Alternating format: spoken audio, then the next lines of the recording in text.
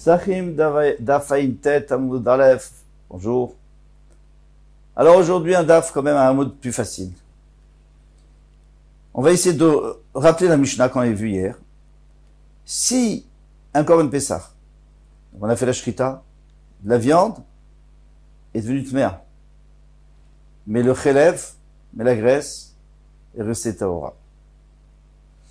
Eh bien, il ne peut pas verser le sang. Pourquoi? Parce que de toute façon, le korban est annulé, il n'est pas cachère, puisqu'on ne peut pas manger. L'essentiel du korban Pessah, c'est de le manger. Le contraire, si c'est la graisse qui est tmea et la viande est cachère, il n'y a pas de problème. Et tahora, on peut la manger, donc il n'y a pas de problème, il est cachère. Et à la fin, on a dit que pour les autres korbanot, ça dépend plus de la viande, ça peut être aussi que la graisse, puisque de toute façon, la graisse va sur le mizbeach, et l'essentiel, c'est pas de manger, mais l'essentiel, c'est de la kapara, donc, c'est bon. Qui est la graisse ou la viande, l'un des deux, ça rend le korban caché. Maintenant, Rav vient nous rajouter que dans le korban Pessah, si, bien sûr qu'il faut pas verser le sang si la viande n'est pas kshera, parce qu'on ne pourra pas la manger, il n'est pas théora, mais, si on a versé, bediavad, c'est cachère, et il allait d'après Rabbi Nathan, tout ça c'était hier. Aujourd'hui, on va le faire aller d'après quelqu'un d'autre. On va dire que Rav, il a autorisé le korban si la zrika a été faite, sans permission, mais elle a été faite, donc le korban est autorisé, donc la personne n'a pas besoin de faire Pessah chez lui, bien qu'il ne peut pas manger la viande, puisqu'elle est mère. Alors, Viva était en haut de la page, Rav d'Amar Rabbi Yoshua, Rav a dit comme Rabbi Yoshua, Détania. Parce que, on le connaît, ce Rabbi Yoshua, on l'a vu. Rabbi Yoshua, mais Rabbi Yoshua a dit, Kol azvachim shebat Torah, tous les zvachim shebat Torah, c'est-à-dire tous les korbanot, à part deux, ben shinitma basar vechelev kayam, soit que la viande, que la chair est mais le chelev est encore bon, il est taor. Ben shinitma chelev basar kayam, ou le contraire. Zorek et adam, on peut verser le sang, et on est yotzé. Sauf, Nazir verser Pessah. Le Nazir est celui qui fait le korban Pessah. Nitma chelev, si le chelev est devenu tamé, ou basar kayam, et la chair est encore valable, Zorek et adam, là c'est bon, on peut verser le sang, et le korban est caché. Dites-moi, basar vechelev kayam. Maintenant, si c'est la viande qui est devenue tmea et le chelev qui reste tahor, en zorek et adam, c'est pas bon. Mimzak, pour ça. Mais s'il a versé le sang, c'est bon. Il est yotze bediavad. C'est là-dessus que Rav, qui est un Amora, s'appuie sur ce Tana, Rabbi Yoshua, pour dire que s'il l'a fait, il l'a fait. Et c'est bon.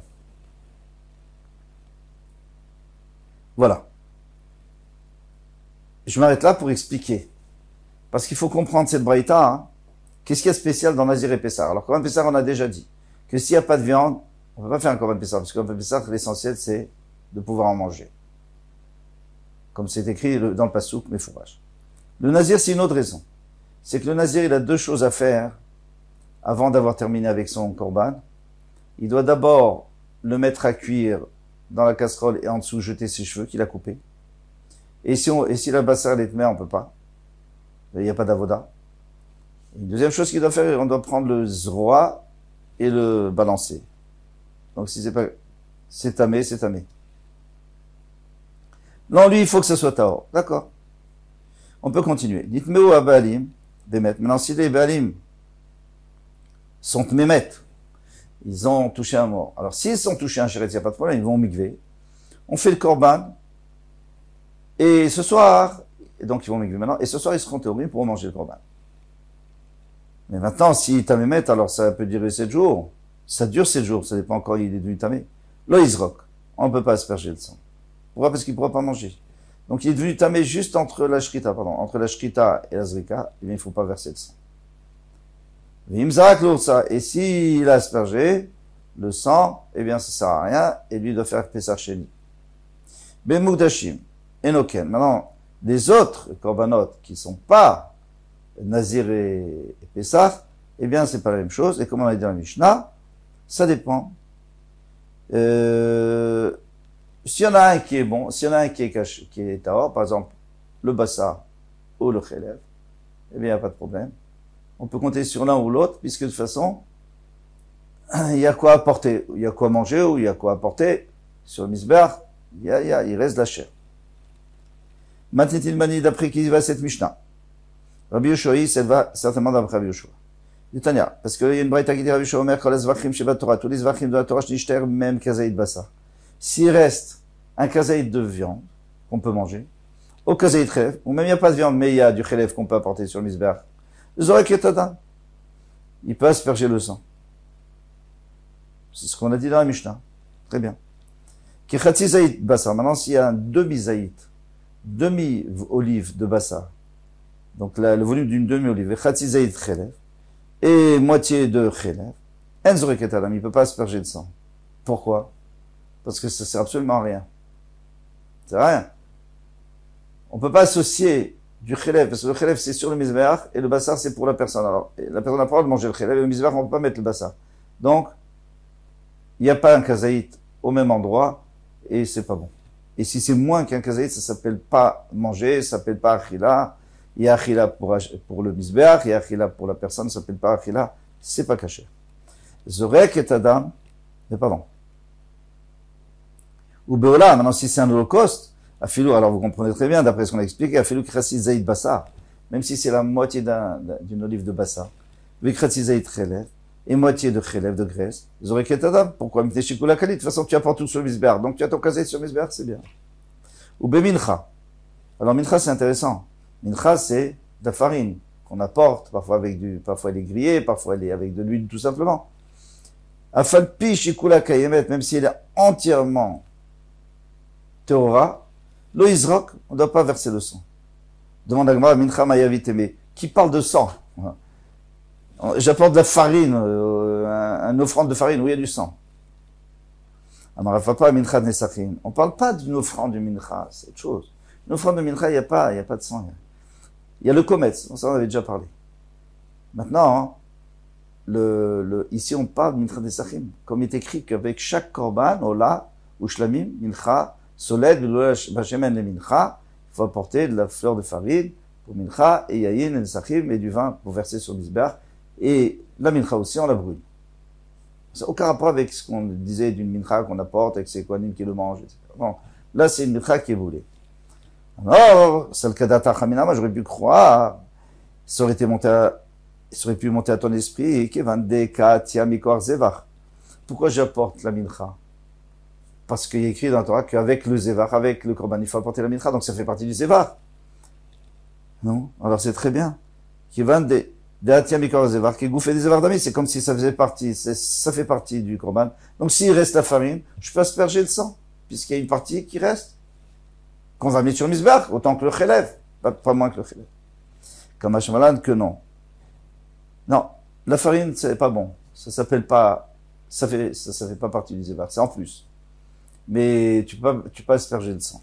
Tout ça, il faut apporter des preuves. Chelev minalan. Chelev, d'où sait-on que s'il reste du chelev, eh bien, on peut verser le sang et on est agréé, même si la bassa, même si la viande n'est pas théora. Amar Abda Yochanan Mishum Rabbi Ishmael, on a dit au nom de Rabbi Ishmael. Rappelez-vous bien, Rabbi Yochanan au nom de Rabbi Ishmael, ou Matouba. Il y en a qui pensent à dire que c'était pas vraiment Rabbi Ishmael, Mishum Rabbi Shua ben Chanania, c'était au nom de Rabbi Shua ben Chanania, d'un marka, parce que le pasuk a dit, Veiktir achelev derach nechwach Hashem. Et tu vas approcher le chelev comme une odeur nechwach agréable pour Hashem. On va faire brûler le chelev.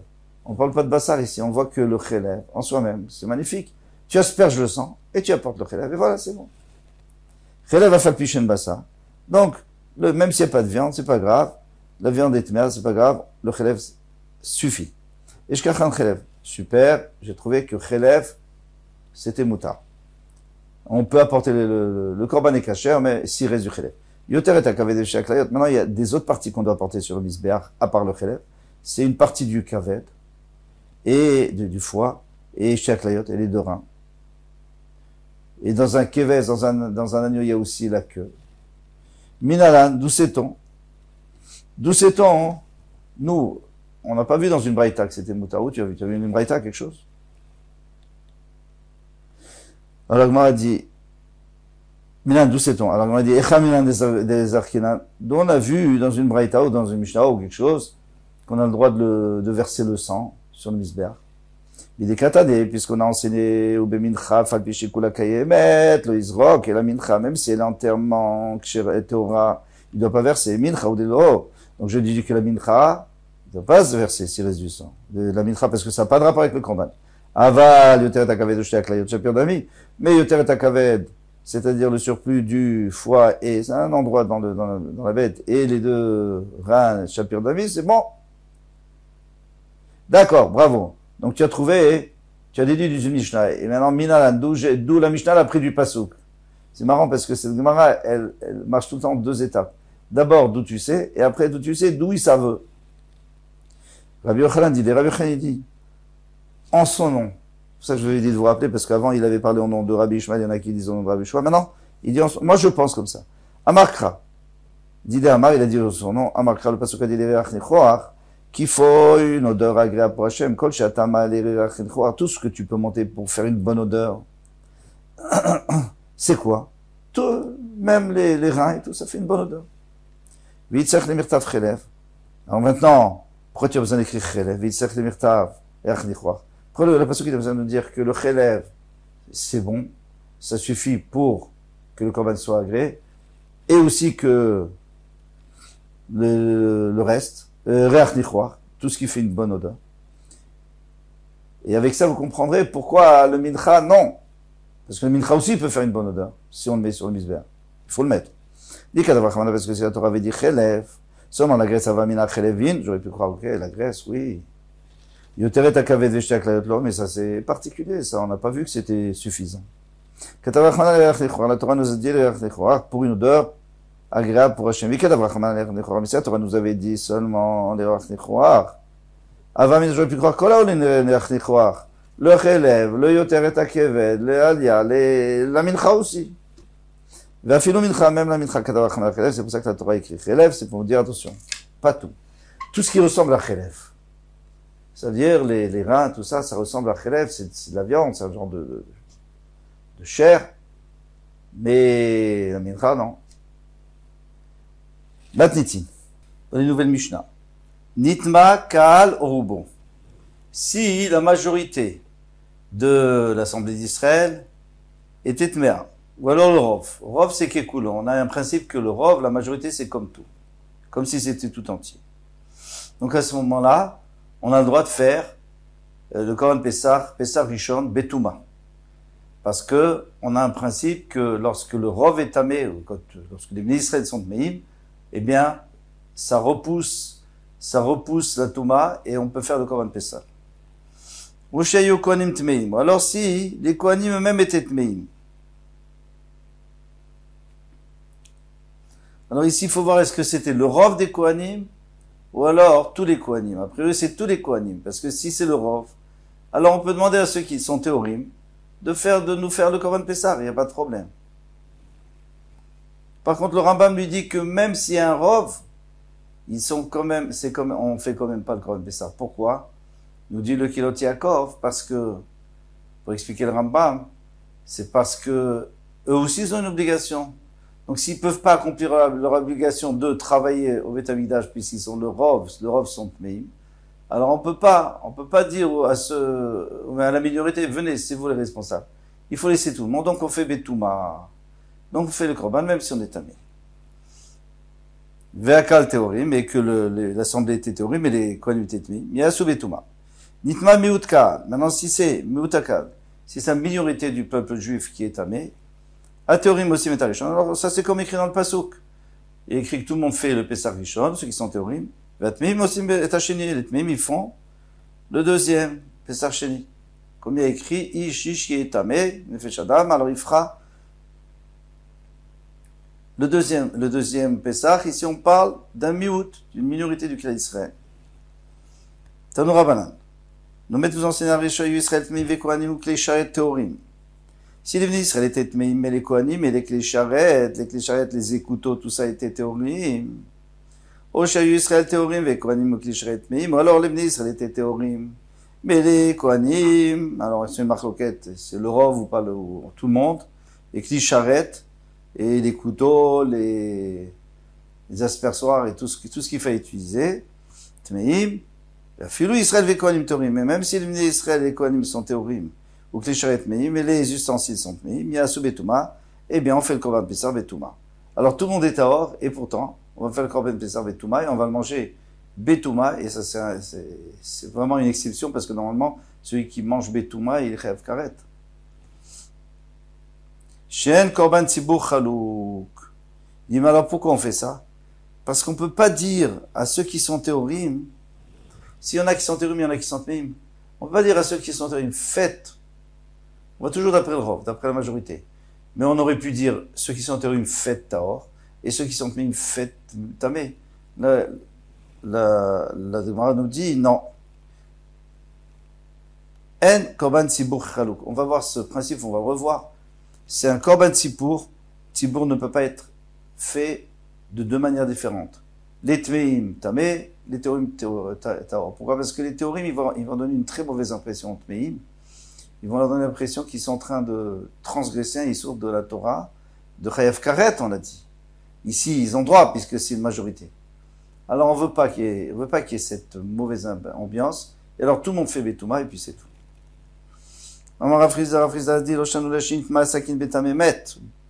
Ça, c'est seulement si le couteau était tamémet. C'est-à-dire ça a touché quelqu'un qui était dans quelqu'un qui a enterré un mort, par exemple. Parce que la Torah nous dit que halal, et c'est cherev. Halal cherev. Bechalal cherev, c'est celui qui se entamé bechalal cherev, c'est-à-dire une dépouille d'une personne qui était un cadavre, je dirais plutôt, d'un cadavre par l'épée. Pourquoi tu nous dis un cadavre par l'épée? Pourquoi tu as besoin de nous préciser comment? Il est mort. Répond, c'est pour nous dire que l'épée a le même dîne que le halal. Donc si quelqu'un tue une personne avec une épée, l'épée elle prend le même dîne que le cadavre. Le cadavre il est Avi Avat Touma, le grand-père de la Touma.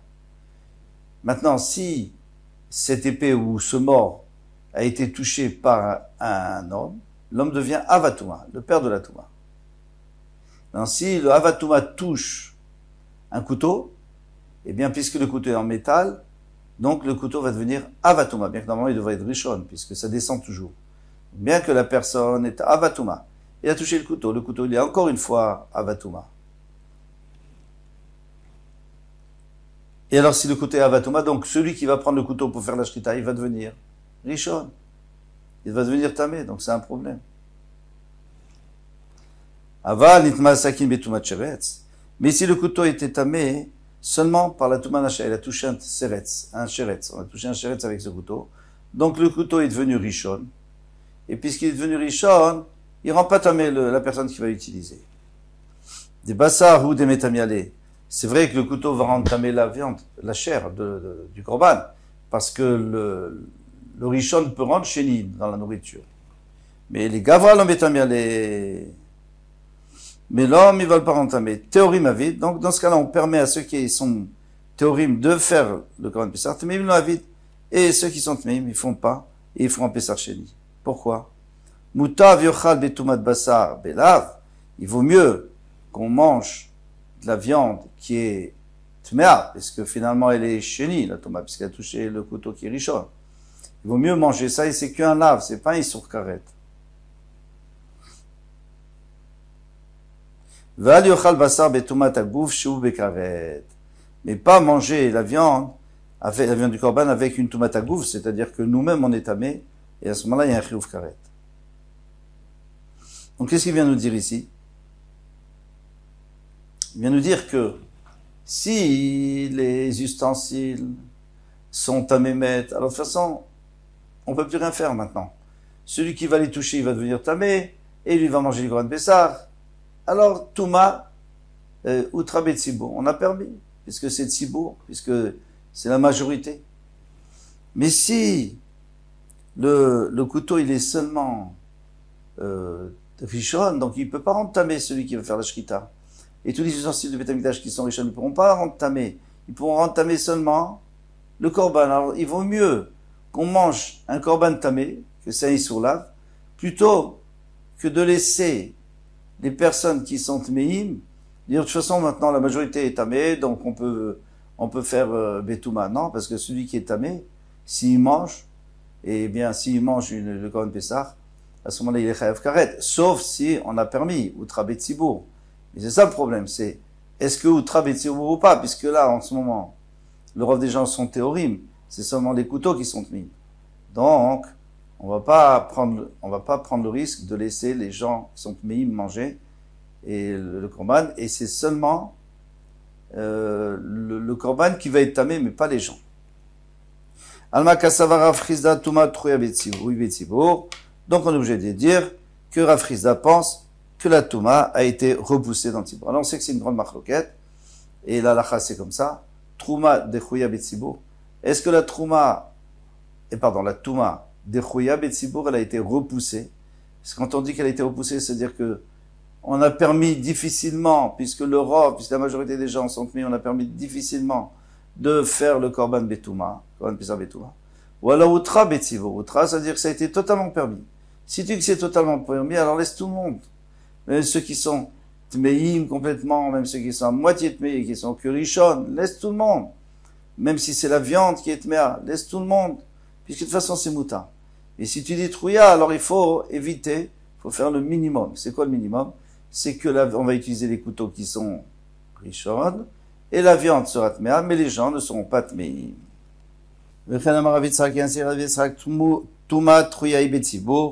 La touma, elle a été repoussée betzibur, et pas annulée. Elle n'est pas totalement annulée, elle est juste repoussée. Donc, il faut éviter tout ce qu'on peut. Rava Amar afilut tmeim nami abde. Rava lui dit non, même ceux qui sont tmeim, puisque de toute façon les couteaux sont tmeim, donc la viande elle est tméa. Alors les gens qui sont tmeim pourront en manger de cette viande, bien qu'en vérité c'est plus grave. Maïtama qui a raison. Dire-t-il, c'est écrit dans le pasuk Vervasa shaïga bechol tamé. Toute chair de korban qui touchera quelque chose de tamé. Lo yachel, il faut pas la manger. Bayesh ça il faut la brûler. Verbasar kol taor yochal basar. Et la viande, il n'y a que quelqu'un de taor qui pourra la manger, pas quelqu'un de tamé. D'accord? Donc c'est lié. Si la viande, on la brûle, si elle est tméa, alors on n'a pas le droit de la manger.